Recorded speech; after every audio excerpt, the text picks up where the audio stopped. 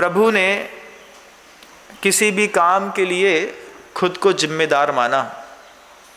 आप भी जिस दिन अपने आप को जिम्मेदार मानने लगेंगे उस दिन आप भी सफल हो जाएंगे। हम क्या करते हैं अपने लौकिक जीवन में, अभी देखिएगा, हम मार्क्स में थोड़ा सा कम मार्क्स आ गया, हम एक्सक्यूज देते हैं। क्या एक्सक्यूज देते हैं? महाराज कोरोना के बाद से बहुत गड़बड़ हो गई, शरीर काम नहीं करता, दिमाग काम नहीं करता, ऐसा होता है वैसा होता है, फिर बुखार आ गया था, फिर पापा की तबीयत खराब हो गई थी, दुकान में काम था। ये एक्सक्यूज देने वाले लोग जो ये कहते हैं कि हम इस कारण सफल नहीं हो पाए, गुरुदेव कहते हैं परमात्मा ने कभी किसी को जिम्मेदार नहीं कहा। उसने कहा जो भी हुआ सिर्फ हमारे कारण हुआ। कभी आप अपने जीवन को जब डेवलपमेंट की एक्सट्रीम ऊंचाइयों तक लेकर के जाना हो तो कभी इस रूल्स को अपना के देखिएगा, दूसरे के ऊपर जिम्मेदारी थोपने का काम आज से हम बंद कर देते हैं। एक्सक्यूज देना बंद करिए। आप लेट हो गए ये मत बोलिए, बहानेबाजी मत बनाइए कि अरे महाराज जी क्या बताएं, आ रहे थे रास्ते में टायर पंचर हो गया। टायर पंचर हो गया, लेकिन अगर सोच लिया कि हमें उस समय पर वहां तक पहुंचना है तो आपको दुनिया का कोई व्यक्ति पहुंचा देता। लेकिन आप खुद अपने आप से जब झूठ बोलते हैं तब जिंदगी बस ऐसी जैसी आप उथल हापाधापी में जी रहे हैं, ऐसी जीते जीते पूरी जिंदगी निकल जाती है। आपके लिए गुरुदेव कहते हैं सेल्फ डिसिप्लिन भी कोई चीज होती है। सेल्फ डिसिप्लिन, स्व अनुशासन क्या है कि आप सोचिएगा, मैं आपको कुछ बताऊं, शिविर लगा करके आपसे बोलूं कि सुबह 5 बजे योगा करना है, उसके बाद स्नान ध्यान करना है, फिर अशांति धारा करना है, अभिषेक करना है, पूजन करना है, फिर स्वाध्याय करना है, फिर एक आसन करना है, फिर उपवास करना है, फिर अनशन करना है, रस परित्याग करना है, शाम को ध्यान करना है, माला फेरनी है। हम आपको जितना भी गाइडेड कर दें आप बिल्कुल वैसे ही रहेंगे जैसे किसी गाय को कोई बरेदी चरा रहा है। गाय को बरेदी चराने वाला बस है, भैया आप जितना चराओगे हम उतना चल लेंगे। फिर गाय, बकरी क्या है, कैसी है? बकरी को कितना भी पेट भर के खिला दो, पत्ती सामने धरो तो तुरंत मुंह मारती है, एक लंबी सी जीभ निकलती है, चट्ट से पत्ती अंदर करती है। आप अपनी स्थिति को खुद सुधारिएगा।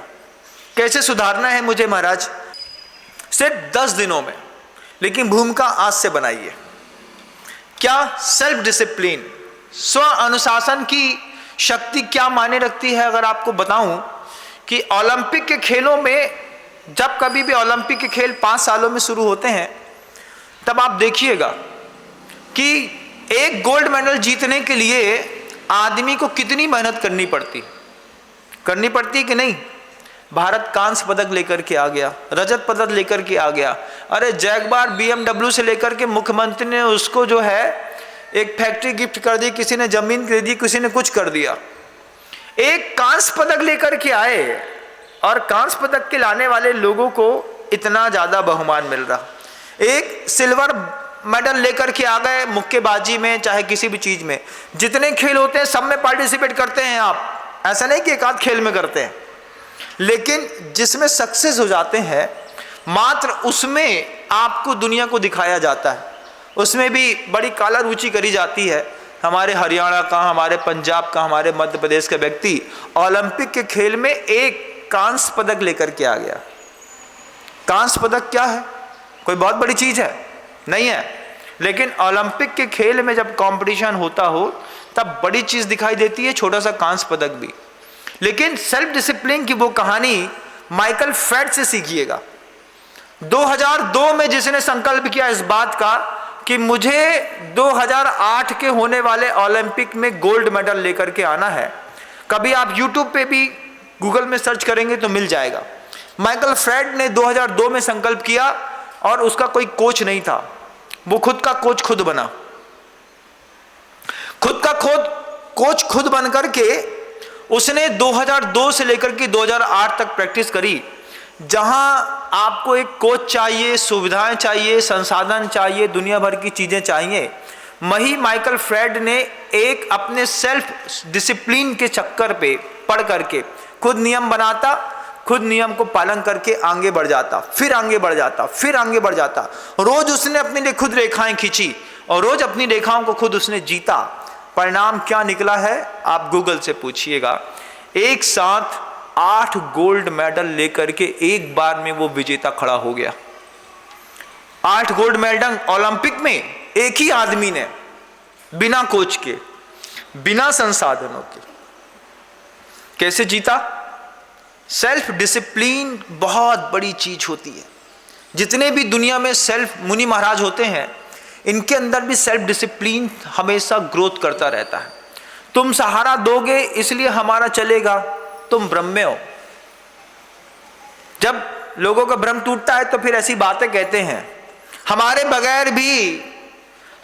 बगैर भी रोशन थी महफिल उनकी, हम नादान थे, समझते थे रोशनी हमसे है।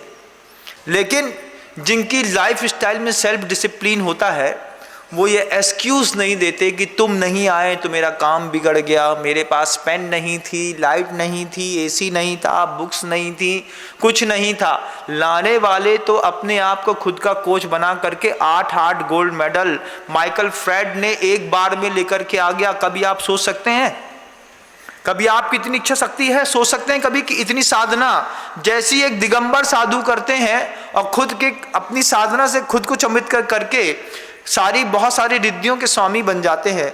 ठीक ऐसे ही माइकल फेल्प्स ने भी किया। वो लौकिक था, इधर पारलौकिक जीवन शैली है। आपको सेल्फ डिसिप्लिन में रखना कितना कठिन होता है। माइकल फेल्प्स से पूछिएगा, उससे पूछे कभी जाकर के कि तैराकी में 8 गोल्ड मेडल तुम बिना कोच के कैसे ले आए। वो एक ही चीज बोलता है, जिसके जीवन में स्व अनुशासन है उसको जीवन में किसी की भी जरूरत नहीं है। और जिनके जीवन में स्व अनुशासन नहीं है, उनको कितनी भी सुविधाएं दे दो, लग्जीरियस बेहतरीन एक लाइब्रेरी दे दो, एसी दे दो, गाड़ी दे दो, बैंक बैलेंस दे दो, अच्छा कोच दे दो, लेकिन जिसको सेल्फ डिसिप्लिन में जिसकी जिंदगी है ही नहीं, उसको सब कुछ सुविधा देने के बाद भी वो रिजल्ट 0 देता है। आपके बच्चे पढ़ते हैं ना बाहर, वो बोलते हैं मम्मी 40,000 रुपये फीस भरना है। हम किराने की दुकान से कमा करके उनको फीस भर देते हैं ना। बच्चे रिजल्ट क्या देते हैं आउटपुट पे? 25%, 28%, 32%, 45%, 55%। टॉपर्स क्या करते हैं? 99.91%। उनसे तुम्हारा बच्चा कहाँ लग रहा है? 45% वाला कहीं नहीं लग रहा महाराज। क्या कोच गड़बड़ है? नहीं। क्या कोच के बाद कोई इंस्टीट्यूट अलग अलग है? एक ही इंस्टीट्यूट से निकला बच्चा है, एक ही मास्टर पढ़ाता है, एक ही माहौल में पढ़ाता है। लेकिन सेल्फ डिसिप्लिन वाले जो बच्चे होते हैं, वो एक बार में अपना पूरा का पूरा जबरदस्त आउटपुट देते हैं। आप अपनी जिंदगी में अपने कर्तव्य को कितना आउटपुट देते हैं? बिजनेस करते हैं और फिर आकर के जब ये बोलते हैं कि महाराज बिजनेस सक्सेस नहीं है। बिजनेस सक्सेस नहीं है कि आपने जो अपनी धारणाएं बनाई हैं वो धारणाएं सक्सेस नहीं है। सेल्फ डिसिप्लिन में रहिए। कभी दुकान 8 बजे खुलती है, कभी 9 बजे, कभी 10 बजे, कभी 11 बजे, जब मर्जी होती है खोलते हैं, जब मर्जी होती है बंद कर देते हैं। डिसिप्लिन 9 बजे खुलेगी, रात को 9 बजे बंद होगी, 12 घंटे की ड्यूटी है। देखिए कैसे सक्सेस नहीं होते। अरे महाराज जी क्या बताएं, घर के बहुत सारे काम रहते हैं भैया। तो काम तो जिंदगी में सबके घर में लगा हुआ है, ऐसा नहीं किसी बात के घर में ही लगा हुआ है। लेकिन जिनके घरों में सेल्फ डिसिप्लिन वाली भावना रहती है वो हमेशा सक्सेस है। पहली चीज क्या बताई थी मैंने ऊपर उठने का? अपनी जिम्मेदारी खुद लीजिए। दूसरी चीज है हमेशा स्व अनुशासन में रहिए। सुबह सो करके उठ करके पहले अपने लिए पेपर वर्क करिए, खुद के लिए लिखिए। अभी मुझे मंदिर जाना है, आज मुझे उपवास करना है, एकासन करना है, टारगेट अचीव करना है, 5 लेसन पढ़ने हैं, मुझे कोर्स कंप्लीट करना है। और जब तक कंप्लीट ना हो जाए तब तक खुद को कसम दीजिए, खबरदार अगर तुमने कॉफ़ी का कप भी उठाया, खबरदार तुमने अगर चिप्स उठाए, खबरदार तुमने अगर खाना खाया, तो पहले ये 5 लेसन कंप्लीट होंगे, पूरे के नोट्स बनेंगे, उसके बाद आप उठेंगे। आप देखिए कभी कोई बच्चा फेल हो नहीं सकता। लेकिन जितने भी बड़े पढ़े लिखे समझदार लोग होते हैं वो इस बात को बताते, जानते तो हैं लेकिन बताते नहीं हैं। बताते क्यों नहीं है? क्योंकि अगर तुम आपने पूरी जिंदगी में हर बच्चे ने, चाहे छोटा हो या बड़ा, चाहे बड़ा आदमी हो चाहे बहुत बड़ा आदमी हो, अगर उसने सेल्फ डिसिप्लिन सीख लिया तो ये एक बार के पढ़ाने पर कलेक्टर बन जाएंगे, एक बार के पढ़ाने पर बच्चा आईएएस ऑफिसर बन जाएगा, एक बार के पढ़ाने पर आईआईटी निकाल लोगे सेल्फ डिसिप्लिन के चक्कर पे। लेकिन सेल्फ डिसिप्लिन है ही नहीं। हमको बरगलाने वाले इतने संसाधन हमारे पास उपलब्ध हैं। हमारी हॉस्टल के नीचे कैफ़े बना हुआ है, बगल में एक टिफिन सेंटर है, सामने एक जूस सेंटर है, सामने एक पार्लर बना हुआ है, वो गुटखे की दुकान लगी हुई है, उसके सामने एक चॉकलेट सेंटर है, वहाँ आइसक्रीम पार्लर रखा हुआ है। अब तुम्हारे को भटकाव देने वाले कितने जिगजैग तुम्हारी लाइफ पे हैं, आप खुद देखिए। फिर अपने आप से पूछिए, क्या महाराज रास्ता सही गाइड नहीं कर रहे? सही बोल रहा हूँ ना बात को? अगर खुद के बनाए गए अटल नियमों में खुद चले होते तो कभी एक भी दिन जीवन में ना व्यापारी को, ना विद्यार्थी को, ना साधु को कभी भी पलट करके नहीं देखना पड़ता। तुम्हारी जिंदगी में जितना भी अपमान होता है, जितना भी अवसाद है, जितना भी घाटा है, वो तुम्हारे स्व अनुशासन के नहीं रहने के कारण हो रहा है। चाहे वो साधु भगवंतों का जीवन हो और चाहे वो किसी गृहस्थ का हो, किसी विद्यार्थी का हो, किसी माँ बहन का हो। अगर सेल्फ डिसिप्लिन में गाड़ी चली गई होती तो कभी भी किसी भी थाने में एक भी रिपोर्ट नहीं लिखी गई होती। जितने भी स्व अनुशासित जीवन जीने से दूर खड़े हुए लोग हैं, इन सबके नाम थानों में दर्ज हैं, सबके नाम। उसमें से हो सकता है आपका भी हो। पहली बात सीखिएगा खुद की जवाबदारी, दूसरी बात सीखिएगा स्व अनुशासन, तीसरी गहरी बात सीखिएगा कि जीवन में सफलता प्राप्त करनी है तो आपको फीलिंग को समझना चाहिए। फीलिंग समझने की कोशिश करिएगा। जब गुरु आपसे कुछ कहते हैं, चाहे मैं स्क्रीन के माध्यम से कुछ कहता हूं, चाहे सामने बैठे हुए व्यक्ति से, उसके पीछे की फीलिंग समझिएगा। ये मुझे कुछ देना चाह रहे हैं, सिखाना चाह रहे हैं, उठाना चाह रहे हैं, टाइम पास कराना चाह रहे हैं। किसी भी शब्द के पीछे का जब तक आप भाव नहीं पकड़ेंगे तब तक आप शब्द को जी नहीं पाएंगे। वो मेवाड़ के महाराणा प्रताप का घोड़ा चेतक महाराणा प्रताप की फीलिंग को समझ गया।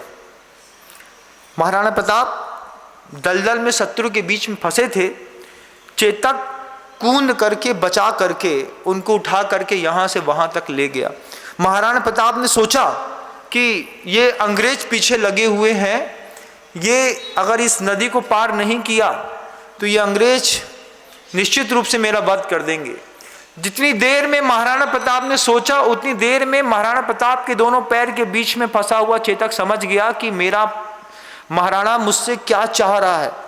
जब तक महाराणा प्रताप सोचते, उसकी बलगा खींचते, उसके पहले चेतक ने पूरी पूरी नदी पार कर दी बंधु। कभी उस नदी को जाकर के देखिएगा, इतनी गहरी और बड़ी है। सोचिएगा एक तट से दूसरे तट तक पहली बार में चेतक कैसे कूदा होगा, कैसे अपने मालिक की फीलिंग को समझ गया। आप अपने मालिक की, अपने गुरु की, अपने पिता की, अपने टीचर्स की, अपने पेरेंट्स की फीलिंग्स को क्यों नहीं समझते हैं? आपका पिता आपको डांटता है घर के अंदर रह करके, आप उसकी डांट और शब्दों में जाते हैं, उसकी फीलिंग्स को भी समझने की कोशिश करिएगा। गुरु जब हमको डांटते हैं तो उसकी फीलिंग समझने की कोशिश करें। उनके डांटने का मतलब ये नहीं है कि हमारे पिता हमको सबके सामने अपमानित कर रहे हैं। हमारे पिता हमको और ऊपर उठने के लिए प्रेरणा दे रहे हैं। तरीका चाहे कभी अच्छा भी हो सकता है, कभी बुरा भी हो सकता है। कभी समझदार बच्चे को गधा कहा जाता है और गधे बच्चे को राजा बेटा। ये तो समझ समझ की बात है। छोटे से बच्चे को क्या बोलते हैं आप? अरे मेरा राजा बेटा। और बड़े बच्चे को क्या बोलते हैं? तुम कितने गधे हो, इतना बड़ा धंधा संभाल रहे हो, उसके बाद भी समझ में नहीं आता। तो कई बार ऐसा होता है। लेकिन अगर आप फीलिंग्स को नहीं समझते हैं, घर के अंदर टीचर्स की फीलिंग्स को नहीं समझते हैं, अरिहंत की फीलिंग्स को नहीं समझते हैं, सिद्ध की नहीं समझते हैं, उपाध्याय की, आचार्य की, साधु की, कि उनके पीछे का गुरु का उतना उद्देश्य क्या है, आप क्या चाहते हैं मुझसे। मैं तुम्हें अपने जैसा बनाना चाहता हूं, लेकिन तुम अपने जैसा ही बने रहना चाहते हो। मेरे उपदेश, मेरे शब्द, मेरा प्रवचन मंत्र है। अगर ध्यान से सुनो तो